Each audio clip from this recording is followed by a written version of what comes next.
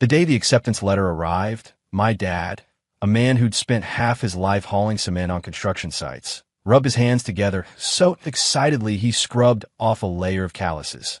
He carefully turned the gold embossed paper over and over, examining it a dozen times, murmuring, "Summit Crest Academy. Summit Crest Academy. My son's made it. He's going to make the family proud." 1. My name is Leo Vance. I have a name that hints at advancement, but a life that's been stuck in place. I'm a test prep machine. My philosophy is simple. Knowledge changes your destiny, and your score is everything. I clawed my way out a mountain of practice tests and problem sets, emerging with the top score in the city to clinch the single, full-ride scholarship Summit Crest Academy offers to a low-income student. Summit Crest, the most elite private high school in the country.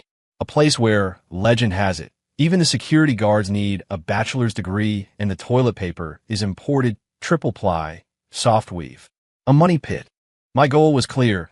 Crush everyone, keep the top scholarship, get into the Ivy League, land a six-figure job in a major city, and get my parents out of our leaky, rundown apartment.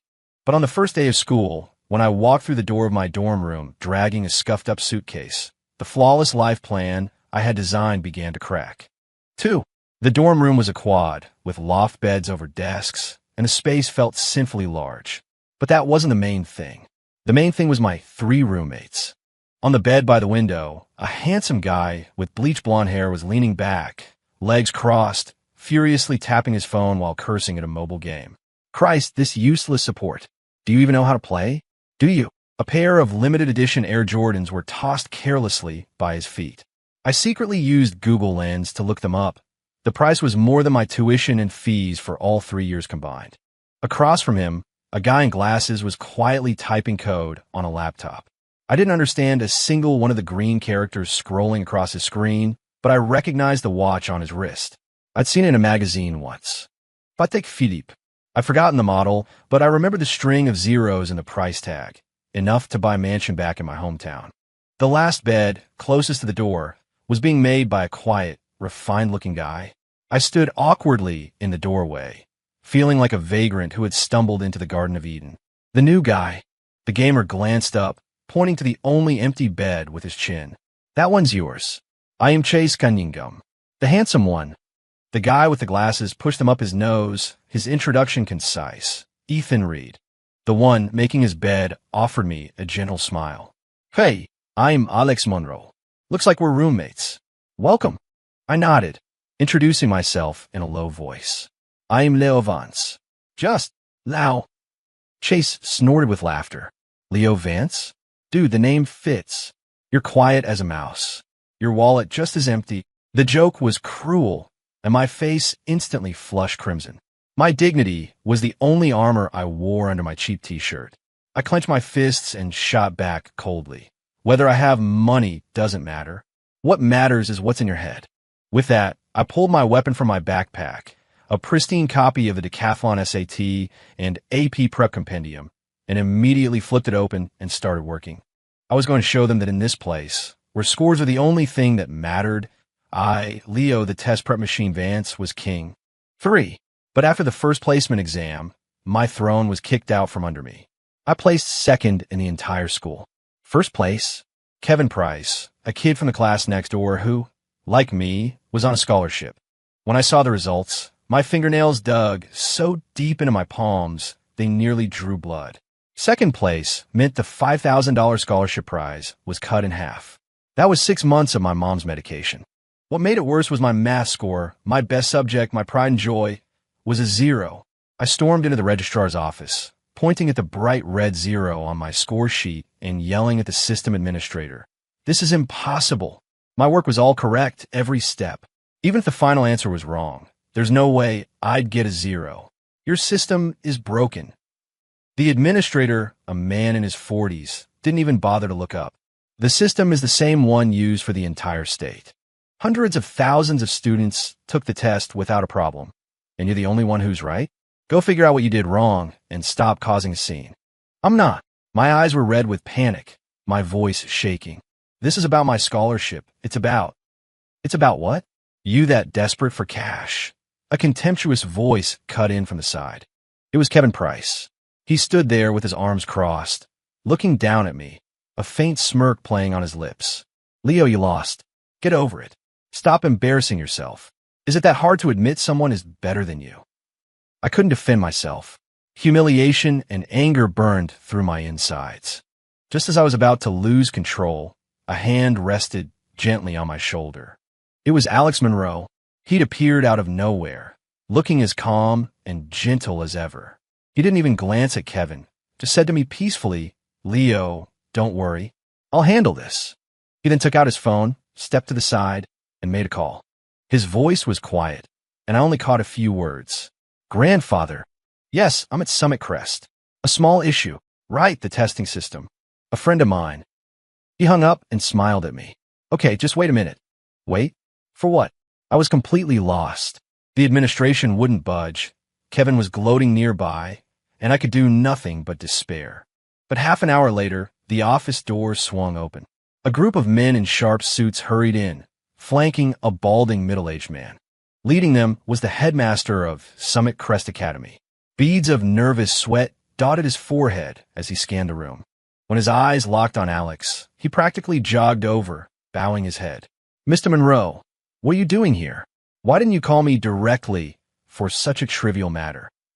Following close behind was the balding man, whom I recognized as the city's superintendent of schools. I'd seen him on TV.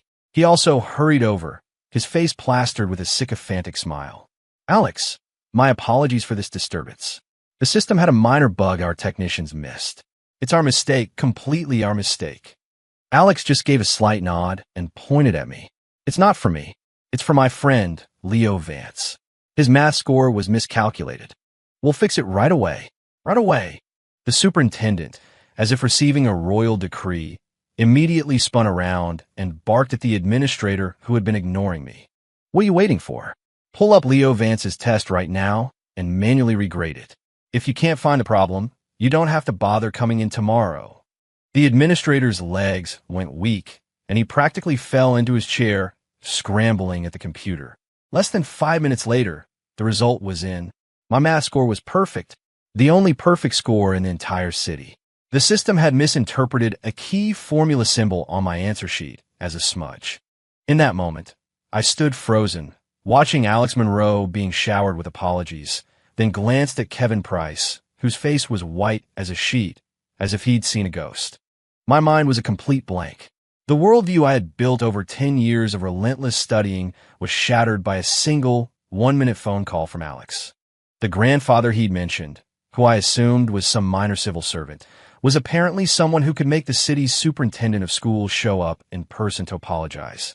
For the first time, I began to question why I had fought so desperately to get into Summit Crest in the first place. 4. After the grading scandal, I became famous at school, not because of my perfect math score, but because I was Alex Monroe's friend. Walking across campus, the rich kids who had once ignored me now went out of their way to say hello. In the cafeteria, the server's hand no longer trembled when she dished out my food. The meat was piled high on my plate. Even Kevin Price, who had sneered at me before, now avoided me, his eyes filled with a mixture of awe and jealousy. I knew none of this had anything to do with me. They weren't respecting Leo Vance. They were respecting the person standing behind me, Alex Monroe. It was a strange feeling, like wearing an ill-fitting, expensive coat. It looked great to others, but only I knew how awkward and uncomfortable it felt underneath.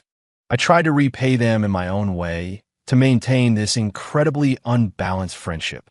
"Chase, you drew the auxiliary line on this geometry problem wrong," I said, pointing to his test paper and patiently explaining. "You should draw a perpendicular from point C to line AB, then use the Pythagorean theorem." Chase, who was wearing headphones and playing a game, pulled one off impatiently. "Huh? What? Dude, Leo, stop. My head hurts just looking at it. On the real test, I'll just guess C and move on. What if you guess wrong? This is 5 points." I pressed. 5 points. Chase pulled a thick wad of $100 bills from his wallet and slapped it on the table. "Here's 10 grand. You do my homework for the rest of the year. Is that enough?" I stared at the crisp new bills, my face burning. My dignity, my knowledge, was worth only $10,000 to him. No, maybe not even that. It was just a number he threw out without a second thought. I took a deep breath, pushed the money back, and said, word by word, Chase, knowledge is priceless. Yeah, priceless, sure. Chase waved his hand dismissively and put his headphones back on. You're the man, Leo. You're the smartest. Now, can you let me rank up in peace? Shot down, I turned to Ethan. He was tinkering with a collection of metal parts one didn't recognize, surrounded by an array of precision tools. Ethan, there's a presentation competition next week. First prize is $3,000. Want to team up? I asked, thinking his computer skills would give us a winning edge. Ethan didn't look up. Not interested, he said flatly. It's $3,000. That's enough to cover my food for a month. He finally stopped what he was doing and looked up. He pointed at my laptop, a second-hand machine that took a full minute to boot and stuttered when running PowerPoint. With that, yeah, it's old, but it still works, I said, a little embarrassed. He didn't say anything. He just turned his own laptop towards me and opened a file. A 3D modeling program I had never seen before filled the screen. As his fingers danced across the trackpad, a detailed cyberpunk-style city materialized before my eyes, complete with cinematic lighting and particle effects that rivaled a Hollywood sci-fi movie. I threw this together last week, he said calmly. It took 2 hours to render on my private server. Your laptop would probably take 3 days to render a single frame. My mouth hung open, but no words came out. My pride, my hard work, felt like a joke in front of them. I thought I was helping them by teaching them how to study and save money, showing them a slice of the real world. But in ways I couldn't comprehend, they were showing me that my reality was just their playground. 5. When the cafeteria food was bland, I showed them how to spice up rice with sriracha. The next day, Chase's family bought out the cafeteria's food supplier and brought in a team of Michelin-starred chefs. The menu changed daily. Lobster and steak became standard fare. As I stared at the menu, dumbfounded, Chase slapped me on the shoulder and said, Leo, from now on, order whatever you want. Put on my tab. Stop eating those sad-looking bagels. It's depressing to watch. During gym class, I accidentally bumped into the school bully, Brad, while going for a rebound. He shoved me to the ground, jabbing a finger in my face. Watch it, scholarship kid. Are you blind? Do you know how much this jersey costs? You couldn't afford it if you sold yourself. I was shaking with anger and about to argue when Ethan, who had been sitting quietly on the bleachers reading on his tablet, silently put it away. The next day, a notice was posted on the campus bulletin board. Brad was expelled for a history of bullying, extortion, and academic cheating. The attached evidence included over a dozen high-definition video clips, filmed from impossibly clever angles. It even showed him smoking in the bathroom. No one knew where the videos came from. Only I did. During gym class that day, a tiny black drone, smaller than a fly, had been hovering silently above Ethan's head. I started to feel a sense of fear. I was like Gulliver in the Land of Giants. Their casual actions were earth-shattering events in my world. The gap between us wasn't just about money or status. It was about our entire perception of reality. We were living in 2 different universes, governed by 2 completely different sets of laws. And I was being pulled into theirs. I tried desperately to hold on to my crumbling identity as the top student to preserve my last shred of dignity. But the appearance of one person ripped away even that final veil. 6. It was the night of the Summit Crest Academy Board of Directors annual gala. Normally, an event like this would have nothing to do with me. But the headmaster sought me out, his face beaming. Leo, you're the pride of Summit Crest. I'd like you to attend the gala. It's a good opportunity to meet some influential people. It will be beneficial for your future. I believed him. I thought it was the school's way of recognizing my achievements. Wearing my only decent white button-down, I stood awkwardly in the glittering ballroom, feeling like one of the waiters. Then I saw him.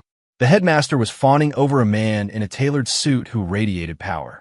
Standing next to that man was my arch-rival, Kevin Price. Mr. Stratford, this is my son, Kevin. He was fortunate enough to place first in the last exams, Kevin's father announced, his face glowing with pride. The man, addressed as Mr. Stratford, Warren Stratford, the biggest shareholder of Summit Crest Academy, nodded, but his gaze drifted past Kevin and landed on me. He sized me up. You must be Leo Vance, he said, beckoning me over. Confused, I walked toward him.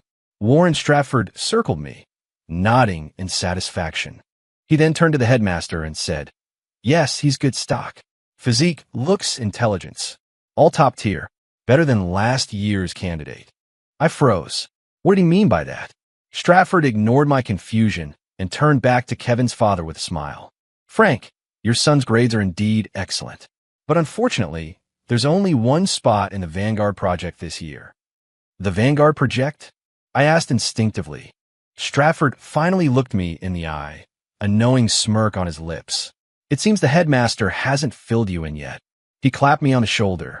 "Congratulations, Leo. You've been selected. From this day forward, you no longer have to worry about tuition or making ends meet. We will provide you with the best resources, send you abroad for higher education, and shape you into a world-class talent. As for your family, we'll take care of them, too. They will want for nothing." My heart began to pound. A sense of dread washed over me. There's no such thing as a free lunch. I knew that better than anyone. My voice trembled as I asked, What do I have to do in return?" Stratford smiled, a cruel, arrogant expression that screamed of absolute control. "Your future." He handed me a portfolio. The title read, "The Vanguard Project, a Directed Talent Cultivation Agreement." I flipped through the pages, my blood running colder with every word.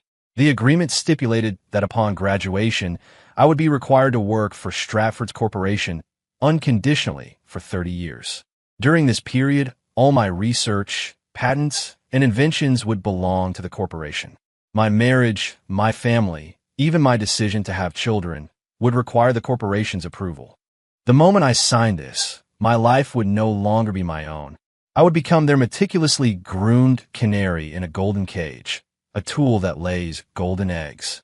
I fought my way up from the bottom, not to trade one cage for a fancier one. "So," Stratford watched my pale face, enjoying the moment.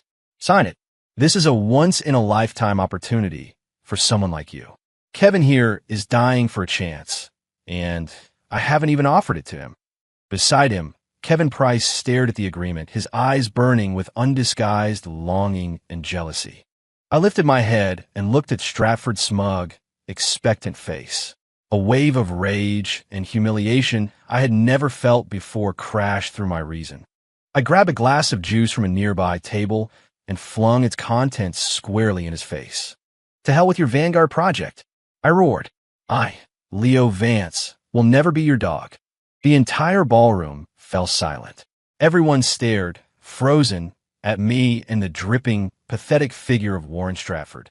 Stratford wiped the juice from his face, his eyes glinting with malice. He glared at me, forcing the words through his clenched teeth. "You are finished." The headmaster was the first to react, snapping out of his shock in a sheer panic. He grabbed me, bowing repeatedly to Stratford. "Mr. Stratford, please calm down. He's just a kid. He doesn't know any better. He's just a foolish kid." Kevin's father rushed over to smooth things over, making sure to throw me under the bus. "Warren, don't lower yourself to this ungrateful punk's level. He's insane." Kevin just watched me with a look of pure schadenfreude, as if he could already see my grim future. 2 security guards seized me, and I couldn't move. But I didn't struggle. I just stared coldly at Warren Stratford. That glass of juice had washed away all my fear, leaving only the grim resolve of someone with nothing left to lose. I thought I was done for. Expulsion, lawsuits, maybe even juvenile detention. The future I had spent 10 years of grueling study to build had just turned to ash. But just as Stratford was about to explode, a lazy voice drifted from a corner of the room. "Well, what's all the fuss about?" It was Chase. He strolled over, sipping a bubble tea, flanked by a coolly indifferent Ethan and a perfectly calm Alex. The 3 of them looked like they had just stepped out of another dimension, completely out of sync with the tense atmosphere. Chase scanned the scene, his eyes lingering on me for a second before landing on Stratford's face.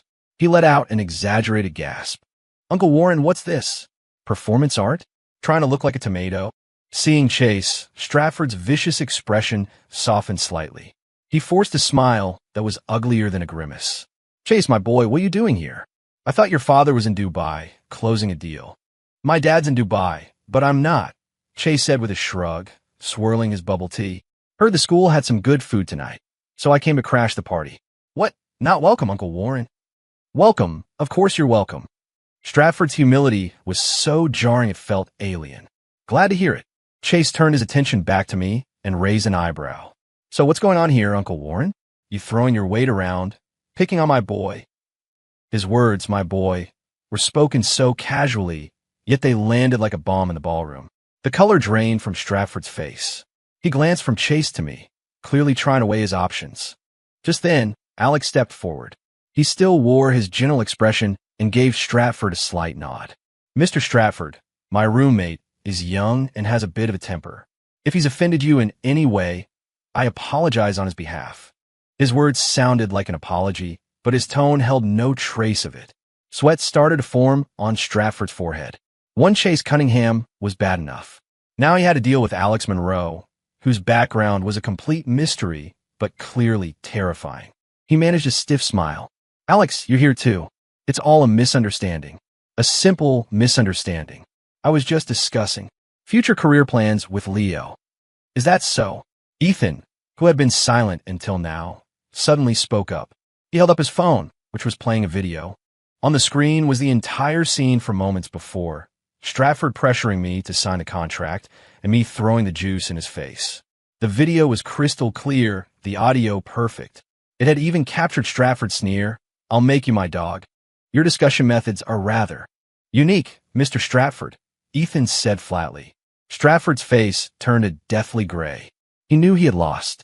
Chase's father was the CEO of Cunningham Holdings, a real estate titan who controlled half the industry in the state and was the primary contractor for Summit Crest's massive expansion projects. Pissing him off meant Stratford's interest at the school would be dead in the water. Ethan, with his technical prowess, could not only record the whole thing without anyone noticing, but could also upload it everywhere online. Stratford Corporation was obsessed with its public image. A scandal like the Vanguard Project, which preyed on talented students, would send its stock price into a nosedive. And Alex Monroe, Stratford didn't even dare to imagine the power behind him. 3 mountains had just fallen on him at once. A misunderstanding. It was truly a misunderstanding. Stratford did a complete 180. He rushed forward, personally freeing me from the guards, and even brushed the wrinkles from my shirt, his face contorted into a mask of false sincerity.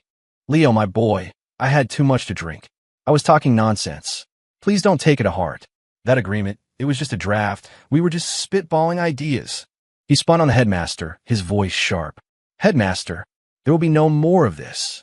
Summit Crest is an educational institution, not a marketplace for talent. Do you hear me? The headmaster nodded furiously. Yes, you're absolutely right, Mr. Stratford. A storm that should have destroyed me had vanished in a thin air less than 10 minutes after my 3 roommates appeared. Chase came over and nudged me with his elbow, whispering, "Not bad, Leo. You look all quiet and nerdy, but you've got a spine. I respect that." Alex just smiled at me. It's over. Ethan put his phone away, backed up in triplicate, cloud, local, and on a server in Switzerland. I looked at the 3 of them, a lump forming in my throat. I couldn't speak. I thought I was fighting alone, throwing a stone against a mountain. I never imagined that behind me stood 3 gods, and they had effortlessly pulled me back from the abyss. The gala ended on a sour note. 8. I was silent on the way back to the dorm. Chase slung an arm around my neck. What's on your mind, Leo? Blown away by how awesome we are? From now on, you can walk around this school like you own the place. Anyone messes with you, you just drop my name. I shook my head and quietly asked the question that had been swirling in my mind. Why? Why did you help me? We weren't from the same world. The best I could treat them to was a cheap bowl of noodles. In return, they offered me protection that was priceless. The transaction was completely unbalanced from the start. Chase stared at me for a second, then burst out laughing. Help you? What do you mean, help you? You're my roommate. You're my boy. They mess with you. They're messing with Chase Cunningham. You think I need a reason for that? Alex smiled. Leo, did you forget? The first week of school, our internet went out. You stayed up half the night using your phone as a hotspot so we could finish our ranking match. And when Chase had food poisoning in the middle of the night, you were the one who carried him to the infirmary. Ethan added, you also got me the limited edition figurine from that anime convention. You wrote the script for the bot that snagged it. I was stunned. They remembered all those little things, things I thought were insignificant. I thought I was trying to trade my utility for their friendship, but I never realized that, to them, those small acts, done with no expectation of reward, were what friendship was actually about. I looked at the three of them, my eyes starting to sting. It turned out I wasn't alone after all. But before I could even process the warmth of that feeling, I realized things were far from over. Warren Stratford's retreat was just the calm before the storm. The next day, I got a call from my mom. Her voice was frantic, choked with sobs. "Lau, you have to come home. Your father. Something's happened to your father at the construction site." 9. A roar filled my ears, and the phone nearly slipped from my hand. "Mom, calm down. What happened to Dad?" I yelled, my voice cracking. "The scaffolding. It collapsed. He fell. He fell from high up and now he's in the hospital, in surgery." My mom was sobbing uncontrollably. "The doctor said, he said it's really bad. They told us to prepare for the worst." "Which hospital?" "City General. Please hurry, Leo. I'm so scared." After hanging up, the world started spinning. My dad, the man who had bent his back under the scorching sun for me, the man whose calloused hands had held up my entire world. I couldn't let my thoughts go any further. I bolted out of the dorm, not even thinking to tell my roommates. There was only one thought in my head: get to the hospital. I have to see my dad. Summit Crest was in the suburbs, miles from City General Hospital. I ran to the main gate to catch a cab, only to realize I had just a few crumpled dollars in my pocket, not even enough for the base fare. Despair washed over me like a tidal wave. I collapsed onto the curb, hugging my head in my hands as tears I could no longer hold back streamed down my face. Why me? Why my family? It had to be Stratford. It had to be him. I humiliated him in public yesterday. He couldn't let it go, so he took his revenge on my dad. For people like him, such dirty tricks were disgustingly easy. An intense, burning hatred mixed with a profound sense of powerlessness tore me apart. I hated Stratford for his depravity, but I hated myself even more for my weakness. My academic achievements, my perfect scores, they were as fragile as paper in the face of absolute power. Just as I was about to break down completely, a black Maybach pulled up in front of me. The window rolled down to reveal Alex's gentle but urgent face. "Leo, get in." Chase and Ethan were in the car too. Chase's usual playful smirk was gone, replaced by a grim intensity. Ethan was furiously typing on his laptop. I stared at them, stunned. "You guys, no time for that. Get in." Chase leaned over and yanked me into the car. "We tried calling you, but you didn't pick up. We thought something had happened to you. Alex's family contact helped us find your mom's number." The car shot forward like an arrow. I sat on the plush leather seat, my body still shaking uncontrollably. Alex handed me a bottle of water. "Don't worry," he said softly. "I've already contacted the chief of surgery at City General. Your father will receive the best possible care. I've also arranged for the country's top orthopedic and neurosurgery specialists to fly in. They're on their way to the airport now." I looked up at Alex, my voice hoarse. "Alex, thank you, but it won't matter. I think what happened to my dad was no accident." I told him my suspicion about Warren Stratford. After hearing me out, Chase slammed his fist on the seat. "Damn it, that bastard Stratford. He really did it.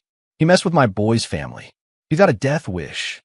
He immediately pulled out his phone and called his father. "Dad, do you know a guy named Warren Stratford?" "Yeah, the guy in education. He hurt my friend. I need you to shut down every single one of his construction projects. Now. Yes, all of them.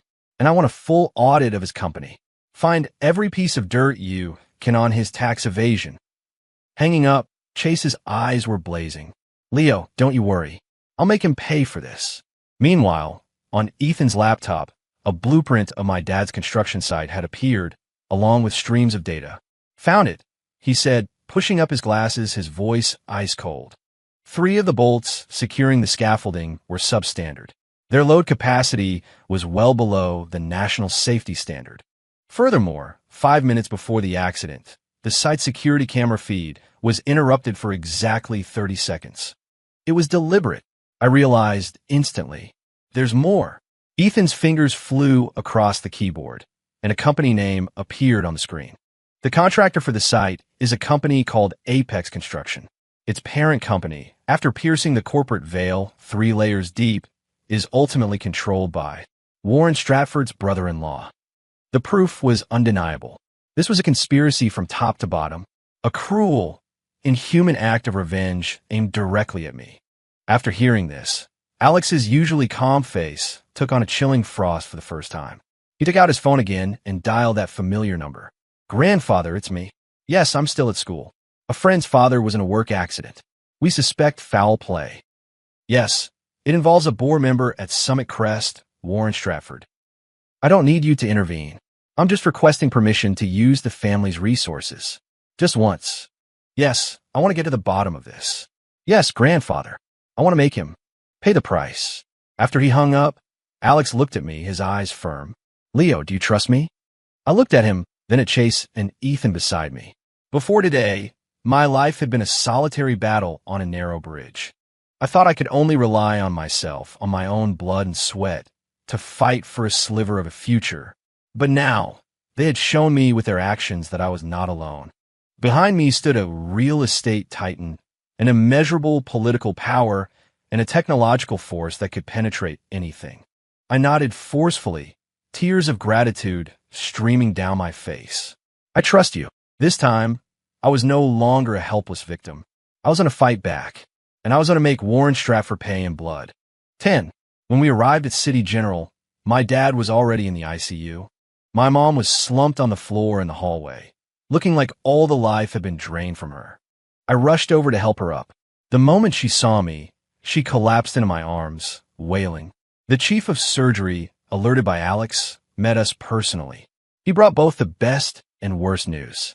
The good news was that the team of specialists from D.C., arranged by Alex's family, had taken over and stabilized my dad's condition. His life was saved for now. The bad news was that my dad was paralyzed from the waist down. He would likely spend the rest of his life in a wheelchair. Unless a miracle happened. A miracle? I grabbed the surgeon's arm.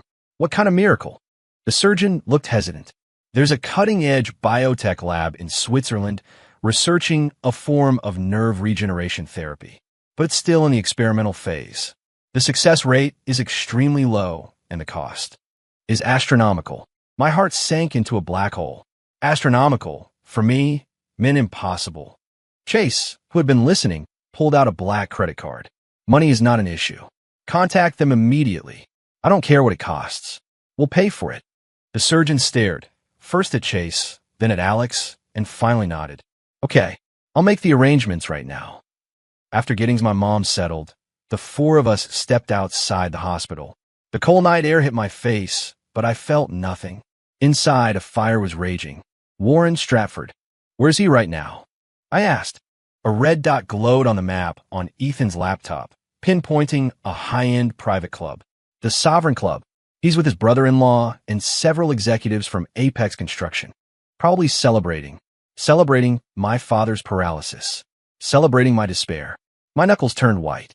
"Let's go," I said. It was the only word I needed. Chase didn't hesitate. He started the car. That bastard. Tonight, he's going to learn a lesson he'll never forget. 11. The Sovereign Club was the most exclusive private establishment in the city, members only, with tight security. Our car was stopped at the gate. A guard leaned out, his expression arrogant. "Members only. No entry without a reservation." Chase rolled down the window and tossed out a black card. "Get your manager out here. Now." The guard's face changed instantly upon seeing the card. He fumbled for his walkie-talkie, his voice filled with panic. "Boss, it's Mr. Cunningham's son. He's here." Less than a minute later, a portly, middle-aged man in a silk jacket came running out, bowing and scraping before Chase's window. "Mr. Cunningham, what an honor. If you had called ahead, I would have cleared the place for you." "Cut the crap," Chase said impatiently. "Which room is Warren Stratford in?" "The Celestial Suite." "Sir, do you have business with Mr. Stratford?" "I do," Chase said with a cold smile. "I'm here to settle a debt." Led by the club's manager, the 4 of us walked unimpeded to the door of the Celestial Suite. The door was slightly ajar, and we could hear Warren Stratford's triumphant laughter from within. That broke kid, Leo Vance, thought he could challenge me? With one flick of my finger, I can ruin his entire family. He's probably on his knees in some hospital, crying his eyes out right now. Brilliant, Mr. Stratford. You have to pull the weed out by its roots, his brother-in-law chimed in obsequiously. He's just a little punk. Thinks getting the top score makes him somebody special. In our world, he's not even qualified to be a dog. Ha ha ha. The room was filled with joyous laughter. I couldn't take it anymore. I kicked the door open. Bang! The explosive sound cut the laughter short. Everyone in the room spun around in shock. When Warren Stratford saw me, and Chase, Ethan, and Alex standing behind me, the smile froze on his face. How'd you get in here? He stammered, scrambling to his feet. I didn't answer him. I walked toward him, step by step. Stratford, I said, stopping right in front of him, my voice terrifyingly calm. My father's legs. That was you, wasn't it? Stratford's face was ashen. He took an instinctive step back, trying to bluff his way out. I don't know what you're talking about. Your father's legs? What does that have to do with me? Nothing. Ethan stepped forward and tossed a tablet onto the table. It was playing an audio recording. It was the entire conversation between Stratford and his brother-in-law, plotting how to stage the accident, how to use substandard materials, how to disable the security cameras. You could even hear the club's waiters in the background. Stratford looked like he had seen a ghost, pointing a trembling finger at Ethan. When did you? The moment you walked into the club, Ethan said flatly. I planted a bug on you. Stratford and his brother-in-law were pale with shock. Chase cracked his knuckles, a predatory grin spreading across his face. Well now, Mr. Stratford, let's talk about compensation. He pulled me behind him and held up one finger.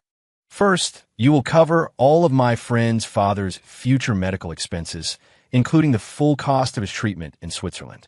Let's start at $100 million. If that's not enough, we'll add more. Second, he held up another finger. For the emotional distress, lost wages, and suffering of Leo's family.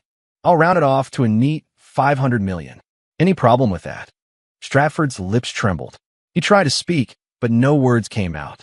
Third, Chase's smile turned vicious. You and this weasel of a brother-in-law are going to get on your knees and apologize to my friend. You're going to keep bowing until he says you can stop. Don't push us too far.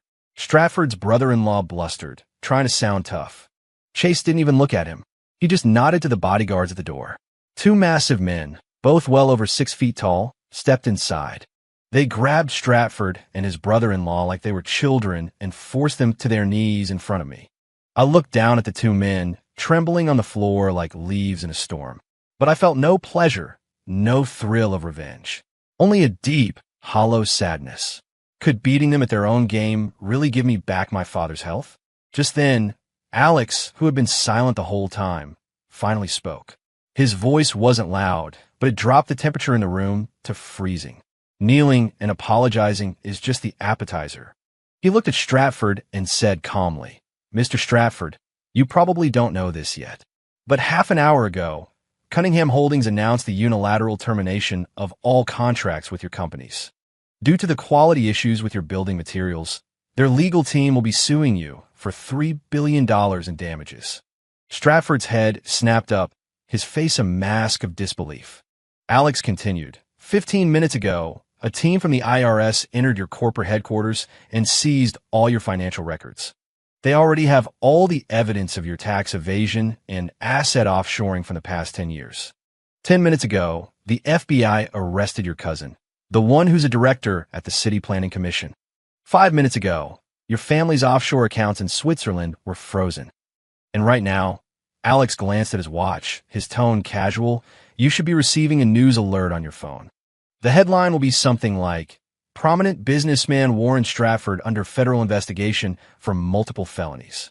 As if on cue, Stratford's phone buzzed. He picked it up with a shaking hand and looked at the screen. Then his eyes rolled back in his head, and he collapsed, unconscious. Warren Stratford was finished. Overnight, a business empire that had dominated the city crumbled to dust. He and his entire network of corruption were uprooted, and the ones who had done it were my 3 seemingly carefree roommates. Chase's father had used the overwhelming force of capital to pull out Stratford's foundations. Ethan's technology acted as a silent, invisible scalpel, dissecting all his secrets. And Alex, with just a few phone calls, had mobilized an unimaginably vast network that descended from above, utterly crushing Stratford. This was their world. They didn't solve problems by arguing. They solved them with power. Stratford's downfall sent shockwaves through Summit Crest Academy. The scandal of the Vanguard project was exposed. The headmaster was fired, and the school's board of directors was completely overhauled. The entire incident was officially framed as the actions of a single rogue board member, leaving the school's reputation spotless. Kevin Price also dropped out. His father's company had been part of Stratford's network. With the big tree gone, the monkeys scattered. Their family went bankrupt overnight, buried in debt. The last time I saw him was at the school gate. He was dragging a suitcase, his eyes hollow. He looked at me. His lips moved as if he wanted to say something, but in the end, he just lowered his head and scurried away. I didn't feel any pity for him. He had chosen his own path. If you gamble everything on a shortcut to the sky, you have to be prepared for the fall. And I became the most talked about figure in the storm. Everyone knew that I, a scholarship kid, had taken down the untouchable Warren Stratford, but they also knew it wasn't me who did it. It was the three people standing behind me. I became a legend at Summit Crest Academy, a taboo that no one dared to touch. My dad's treatment went smoothly. Chase's family chartered a private jet and flew my entire family, along with a team of top American doctors, to Switzerland. Upon learning of our connections, the biotech lab made my father their #1 priority, using their most advanced experimental technology on him. All the expenses were paid for by Stratford's frozen assets. He was also forced to pay a massive sum in compensation to my family. My mom stared at the string of zeros in her new bank account, completely dazed. She kept grabbing my hand and asking, "Son, are we dreaming?" I smiled and told her, "No, it's not a dream, and the good days are just beginning." 14. I didn't let my studies slide while we were in Switzerland. Alex arranged for me to attend my classes online. Every day, between taking care of my dad, I devoured knowledge like a man starved. I even sat in on the lab's internal seminars. Using the programming skills I'd picked up from Ethan, I helped them optimize their data analysis model, improving its efficiency by 30%. The lab's chief scientist, a Nobel laureate with a big white beard, was incredibly impressed. He even offered to take me on as his protege if I stayed in Switzerland, telling me my future in bioengineering would be limitless. I declined. My roots were in America. My battlefield was at Summit Crest. 3 months later, my dad's treatment had a major breakthrough. He could feel sensation in his legs again. The doctor said with continued physical therapy, there was a very good chance he would walk again. I returned to the States with my recovering father and my overjoyed mother. Chase, Ethan, and Alex picked me up at the airport. Chase greeted me with a massive bear hug. "Lau, you're finally back. I missed you, man. With you gone, there was no one to explain my homework to me." Ethan was as stoic as ever, but I could see a warmth in his eyes. He handed me a flash drive. "I optimized the data model for your father's physical therapy regimen. It can connect to the assistive devices on his legs and should increase efficiency by another 15%. Alex smiled and clapped my shoulder. "Welcome back. It's all over." I looked at them and nodded. Yes, it was all over. Warren Stratford was ancient history. My family's crisis had been resolved. It seemed I could return to my simple life as a straight A student. But deep down, I knew this wasn't over. Stratford was just a pawn. The mastermind behind the Vanguard project, the one who treated scholarship students like us as commodities to be selected and purchased, was still hiding in the shadows. Stratford's fall would have certainly gotten his attention. Who was he? And would he just let this go? I had a feeling that a much larger storm was brewing. And this time, I, Leo Vance, would not be a bystander or someone to be protected. This time, I would be one of the players at the table. 15. Back at school, life seemed to return to normal. Chase still slept through class and guessed his way through exams. Ethan remained lost in his world of machines and code. Alex was still the gentle, refined friend, acting as if nothing had ever happened. But I knew this piece was just a facade. Ever since Stratford's downfall, I could feel a pair of invisible eyes watching us from the darkness. Alex became more cautious. His family's car took us to and from school, and the route changed every day. Ethan installed a sophisticated warning system in our dorm room that I didn't understand, its screen flickering with complex data streams. He said it could detect any abnormal electromagnetic signals. Chase wasn't as flamboyant as before. He told me that several of his dad's recent overseas projects had been hit by malicious short sellers from an unknown source, causing heavy losses. While it didn't damage the core of their business, it was a clear warning. Our enemy was more powerful and more patient than we had imagined. He was waiting for us to make a mistake. And I was waiting too. I was waiting for an opportunity to lure this big fish out into the open. That opportunity came sooner than I expected. 16. A mysterious hacker collective calling themselves Loki, which claimed it could disrupt the global financial order, suddenly emerged. They announced that in 3 days, they would launch an all-out assault on the New York Stock Exchange, crippling it and triggering an unprecedented financial crisis. The world was in an uproar. Intelligence agencies and cybersecurity firms globally went on high alert. But just as everyone's attention was fixed on the NYSE, Loki issued a second statement. In it, they named 3 families: the Cunningham Holdings, the Reed family's tech conglomerate, and the political faction once led by Alex Monroe's grandfather. Loki's leader claimed that the heirs of these 3 families were all students at Summit Crest Academy. He used this as leverage, demanding that the 3 families pay a ransom of $100 billion into a designated account within 3 days.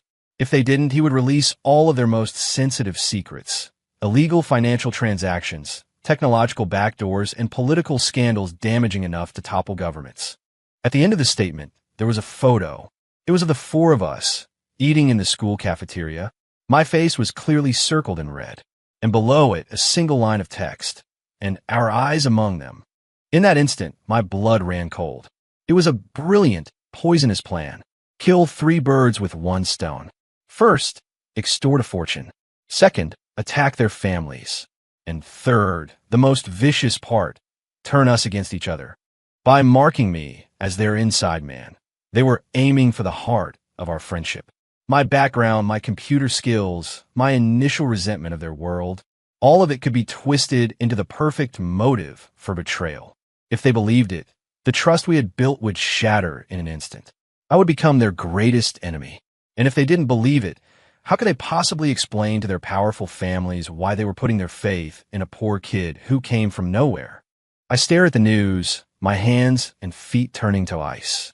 To know the secrets of all 3 families, to be capable of orchestrating a cyber attack of this magnitude, and to know my exact relationship with them. This person, this organization, had to be the true master behind the Vanguard project. He didn't want money. He wanted to destroy us. To destroy this friendship that crossed class divides, to eliminate this unpredictable variable. He wanted to prove to the world that people from different worlds could never be friends. A rat belongs in the sewer. Panic seized me. It felt like the end of the world. How could I explain this? How could I prove my innocence? 17. As I was spiraling, the dorm room door opened. Chase, Ethan, and Alex walked in together. The usual easygoing expressions were gone from their faces. Chase's eyes were bloodshot, as if he hadn't slept all night. Ethan's face was pale, but his gaze was as sharp as ever. Alex was grim, radiating an aura of power so intense I could barely look at him. The air in the room was heavy and suffocating, like the dead calm before a hurricane. I looked at them, opened my mouth, but didn't know what to say. I finally managed to get one word out. Shut up. Chase cut me off. His voice was hoarse, but it held no trace of doubt. I trust you. Ethan pushed up his glasses, his words concise. Data doesn't lie. All your network activity is monitored by me. You're clean. Alex walked over and stood in front of me, looking me directly in the eyes. Leo, this isn't your fault, he said, each word deliberate. They're coming after us, and they're using you as the wedge to drive us apart. Tears streamed down my face. Relief. They didn't doubt me. Faced with a global news story and a vicious, targeted accusation, they hadn't wavered. They chose to believe me, unconditionally. This is no time to cry. Alex's voice pulled me back to reality. Loki gave us 3 days, but we only have 10 minutes. I was stunned. 10 minutes. Chase gave a grim smile and cracked his knuckles. That's right, 10 minutes. Because in 10 minutes, I'm going to make them realize that trying to extort us was the stupidest decision of their lives. He picked up his phone and called his father. "Dad, did you track Loki's account?" A steady voice came from the other end. "We did. It's a crypto mixing pool routed through a dozen countries and hundreds of shell corporations. It's complex, but not untraceable. I've already spoken to a few old friends on Wall Street and a couple of sovereign wealth funds in the Middle East. We're preparing to pull their plug." Chase nodded. "Good. In 10 minutes, I want every single dollar in that pool to have vanished." On the other side of the room, Ethan had opened his laptop. Code scrolled across the screen so fast it was a blur. "Found it. Loki's main server is in a decommissioned geothermal power plant in Iceland. They're using quantum encryption. Very hard to crack." However, a cold smirk touched Ethan's lips. They seemed to have forgotten that my family's satellite network just completed a global infrared imaging system upgrade yesterday. He hit the enter key. "I've activated the Archangel system. A high-power microwave beam is now targeting those coordinates. In 10 minutes, every piece of electronic equipment, there will be a pile of molten slag." Finally, it was Alex's turn. He answered a call, listening quietly. After hanging up, he looked at me. "Loki's leader has been identified. A rogue agent from a former Eastern Bloc intelligence agency. Codename Courier. His real boss is the Elysium Foundation." The Elysium Foundation? The name sounded vaguely familiar. "Yes," Alex confirmed. "A secret society composed of several dozen of the world's most powerful old money families. Summit Crest's Vanguard project is just one of their many talent acquisition programs. Warren Stratford was just one of their countless agents in this country." I understood. Our enemy was the small handful of people at the very top of the global pyramid. Then what do we? I felt a pressure I had never known before. Alex smiled, a smile that held a confidence and authority far beyond his years. "Just now, my grandfather and several of his old colleagues issued a red notice for his arrest through diplomatic channels. At the same time, he paused, then delivered a line I would never forget. A team of U.S. Special Operations Forces has surrounded all 17 of Loki's known global hideouts. In 10 minutes, they will move in simultaneously." In that moment, I looked at the three of them. One phone call could freeze the global flow of capital. A few lines of code could physically destroy a hardened, air-gapped server. A single directive could mobilize the full might of the state. This mysterious organization, Loki, which had threatened to upend the world order, would be eradicated in less than 10 minutes. I finally understood how shallow my perception of their world had been. This wasn't just a one-sided fight. This was a god deleting a bug from his own creation. 10 minutes. It felt like an eternity and an instant all at once. My phone was silent. No news alerts. The world was eerily quiet. Chase put down his phone and let out a long breath, his usual cocky grin returning. "Done. That bastard's crypto wallet is cleaner than my conscience now. Those Wall Street wolves picked his bones clean." Ethan closed his laptop. "Target coordinates are dark," he said flatly. "Life sign monitors show a dozen individuals fleeing the scene at high speed. I suspect they lost control of their bladders." Alex's phone vibrated. He glanced at it and then smiled at me. "The net is closed. 17 locations, all personnel and equipment secured. Courier himself was apprehended on his way to the airport. In an hour, he'll be having conversation at a place he'd very much rather not be." It was over. It was really over. The crisis that felt like the apocalypse, the meticulously planned, venomous conspiracy, had been turned to dust while they were chatting in our dorm room. I slumped into my chair, all the strength drained from my body. The villain's entire arc, from introduction to annihilation, lasted less than 10 minutes. You couldn't even call it a war. It was pest control. Chase came over and clapped me on the shoulder, grinning. "Spooked you, didn't I, Leo? Come on, let's go get some tacos to calm your nerves." "Tacos?" I blinked. "Yeah," Chase said, as if it were the most obvious thing in the world. "After a day like this, you gotta get something greasy to celebrate. And to get rid of the bad juju." I looked at the three of them, at Chase's sincere grin, at Ethan silently packing his gear, at the gentle amusement in Alex's eyes, and suddenly, the absurdity of it all felt incredibly real. We were like four guys who had just finished a pickup basketball game, not destroyed an international criminal organization. We took Alex's family's unassuming black Lincoln Navigator not to some fancy restaurant, but to the bustling street of food trucks just outside the school's back gate. We found an empty spot, ordered 4 massive servings of carne asada tacos, and grabbed 4 ice-cold Cokes. "Hey, extra onions and cilantro," Chase yelled, sounding less like a scion of wealth and more like a starving college kid. The steaming tacos arrived, the aroma of grilled meat, lime, and spices filling the air. I picked one up and took a huge bite. It was delicious. "What are you thinking about, Leo?" Chase asked around a mouthful of food. "You think that Elysium, whatever it's called, will leave us alone now?" Alex took a sip of his Coke and shook his head. "They won't." Chase and I both stopped eating and looked at him. Alex explained calmly, "We only took out one of their pawns today. The Elysium Foundation is like a hydra. You cut off one head, and another one grows back. They won't give up on a Vanguard project, because for them, identifying and controlling the world's top intellectual resources is fundamental to maintaining their power." My heart sank again. "So, what do we do?"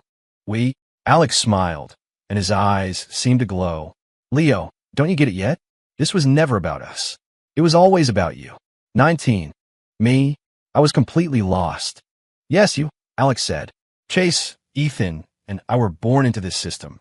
Our families are either members of the Elysium Foundation or its partners and rivals. All we can do is use the rules of the system to protect you from the system itself. But we can't change it." He paused, then continued. "But you're different. You come from outside the system. Your mind, your will, your resilience, those are your greatest weapons. The Vanguard Project wanted to control you precisely because they fear unpredictable variables like you." Ethan interjected, his voice still cool, but his words hit me like a thunderbolt. "I analyzed all of the Vanguard Project's data for the past 20 years. They identified 197 top talents like you. Of those, 188 chose to accept the deal and became their gilded pets. 8 chose to resist and were eventually eliminated through various accidents. You are the 198, Teach, and you are the only one who resisted and is still alive. Because of us," Chase said, puffing out his chest. "Because you have awesome friends like us." "It's not just because of us." Alex shook his head, his gaze fixed on me, intense and serious. "It's because when you were faced with Warren Stratford's threats and promises, you chose to throw that glass of juice. When you thought you had nothing, you defended the most valuable thing you own, your free will. That is what they truly fear, and that is why we are willing to stand with you against the entire system. We can protect you for a time, but not forever. Ultimately, this is a path you have to walk yourself."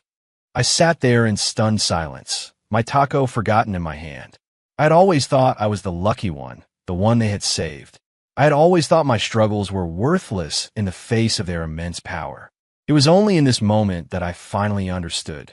They chose to stand with me not because I was weak and needed their pity or protection. It was the opposite. They chose me because they saw in me something they themselves lacked, the strength to crawl out of the mud and say no to the entire world. I wasn't their pet. I was their ally. And maybe, just maybe, I was their hope for breaking this rigid, stratified world. 20. We talked for a long time that night. We talked about our ideals, our futures, and our seemingly impossible dreams. Chase said he didn't want to inherit his family's real estate empire anymore. He wanted to use his family's money to invest in young people with real dreams, people like me. He was going to be a dream investor. Ethan said he was going to make all his technological patents open source. He believed technology should serve all of humanity, not be a tool for a select few to profit from. He was going to start a technological equality movement. Alex said he would follow the same path as his grandfather, but he wasn't going to maintain the system. He was going to change it piece by piece from the inside. He was going to create new rules within the old ones. And me? I looked at them, and for the first time, I saw my own future with perfect clarity. I'm going to get into the best university and study the most advanced bioengineering, I said, my voice steady and firm. Then, I'm going to cure cancer, Alzheimer's, and every other disease that humanity currently can't defeat. I'm going to make sure my dad, and the millions of ordinary people like him, can live with dignity. The Elysium Foundation wants to control talent and monopolize technology? Fine. I'll create more talent. I'll turn cutting-edge technology into something as accessible and cheap as tap water. They want to be gods and treat us like ants. Well, I'm going to lead the ants, and we're going to pull them down from their thrones." After I finished, the other three were silent. After a long moment, Chase was the first to laugh. He raised his Coke bottle. "Damn, Leo, you're more hardcore than all three of us combined." Ethan raised his bottle too, his eyes shining brightly behind his glasses. Alex smiled and clinked his bottle against ours. Clink! The sound of 4 glass bottles meeting in the noisy night of the food truck alley was crisp and clear. It was the most beautiful music I had ever heard. 21. On graduation day, Summit Crest Academy held a grand ceremony. As the sole recipient of the Student of Excellence Award, I stood at the podium. My roommates had ganged up to nominate and vote for me, essentially forcing the title upon me. I stood there in my graduation gown, looking out at the sea of faces. My mom and dad were in the front row. My dad could now stand with a cane, and his face was beaming with pride. My roommates were there too. Chase was making faces at me. Ethan gave me a subtle thumbs up, and Alex watched with a warm, proud smile. There were other, unfamiliar faces in the crowd. I knew that among them were new observers from the Elysium Foundation, circling like vultures over any place a genius might appear. My eyes met theirs without a trace of fear. My speech was short. I spoke clearly into the microphone. "My name is Leo Vance. Today I graduate from Summit Crest. In the future, I will dedicate myself to one thing, to ensuring that knowledge and technology are no longer the privileges of a few, but the birthright of all humanity. If anyone wants to stand in my way, let them try." With that, I walked off the stage. The applause was thunderous. I knew it was for me, but it was also for every unconquerable soul out there. After graduation, the 4 of us went our separate ways. With the top SAT score in the country, I was accepted into MIT's biology program, where I also double majored in computer science. I absorbed knowledge with a ferocious hunger. Chase went to Harvard Business School, but instead of studying finance, he started a venture capital firm called Prometheus Ventures. The very first project he funded was my research lab. He said my brain was the most valuable asset on the planet. Ethan also went to MIT. He turned down offers from every major tech giant and founded an open-source community called the Agora, dedicated to making cutting-edge AI and drone technology accessible to the public. His community became the powerful computational backbone for my lab. Alex stayed in the States, attending a special academy designed to groom future leaders. We saw less of each other, but I knew he was walking a difficult but noble path with unwavering resolve. We were scattered across the globe, but our bond never weakened. In my sophomore year, my nerve regeneration project hit a wall. I couldn't solve a critical protein structure. Ethan used his Archangel satellite system to screen billions of chemical compounds worldwide, finally finding the perfect molecular key. In my junior year, my research required a massive capital investment for new equipment. Without a second thought, Chase sold the private jet his dad was about to buy him and wired the money to my account. "What's a plane compared to your research?" he said. "I'll just hitch a ride on yours someday." In my senior year, my research findings sent shockwaves through the international scientific community and attracted the unwanted attention of the Elysium Foundation. They tried to use their influence over academic authorities to steal my research. It was Alex, using his own network, who got wind of it ahead of time. He quietly defused the crisis and turned the tables, exposing the corrupt academic they had bought, ruining his career. The 4 of us worked like 4 interlocking gears. I was the core engine, driving the breakthroughs and innovation. Chase was the power plant, providing limitless fuel. Ethan was the supercomputer, offering precise navigation and computational support. And Alex was the impenetrable shield, protecting our ship from the storms. In our own ways, we were challenging that ancient, monolithic system. 22. 10 years later, I stood on a stage in Stockholm, accepting the Nobel Prize in Medicine. My team had successfully developed a low-cost, mass-producible nerve regeneration agent, allowing humanity to conquer paralysis. My dad was the first clinical beneficiary. He was there today, sitting in the audience with my mom, tears of joy streaming down their faces. My acceptance speech was once again short. I thank my country and my team. But today, the people I want to thank the most are my 3 college roommates. They taught me that while one person's efforts may seem small, when a group of like-minded friends stand together, we can change the world. This technology belongs to all of humanity. From this day forward, the term unaffordable medicine will be a thing of the past. The applause was long and loud. I knew that, in the audience, the representatives from the Elysium Foundation must have looked furious. Because I hadn't just solved a medical problem. I had shattered the walls they had built with capital and technology. I had delivered on my promise to turn life-saving science into tap water, flowing to every corner of the globe. After the ceremony, back in my hotel room, I met with my 3 roommates. 10 years had passed. We had all changed, yet somehow we hadn't changed at all. Chase was leaner, with the quiet confidence of a seasoned entrepreneur, but he still had that same goofy grin. His Prometheus Ventures had become one of the most successful VC firms in the world, launching countless world-changing companies. Ethan no longer wore glasses.